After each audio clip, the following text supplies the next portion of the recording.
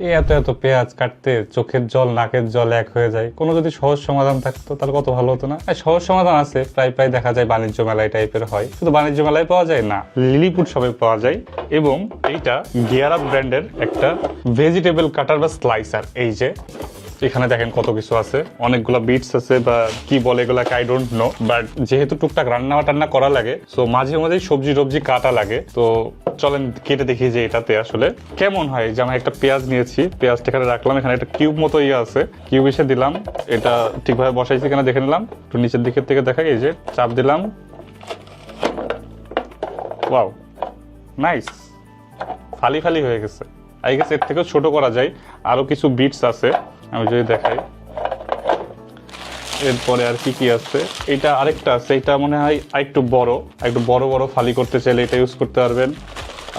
অনেক সময় দেখা যায় না, এই যে শসা টসা এগুলো আছে, আমরা এরকম এরকম করতে করতে লাস্টে এসে ছোট হয়ে যায়, তখন আর হাত দিয়ে করা যায় না, তখন এই যে এইটা ইউজ করে এই যে এইভাবে করে আপনারা কিন্তু চাইলে কাটতে পারবেন।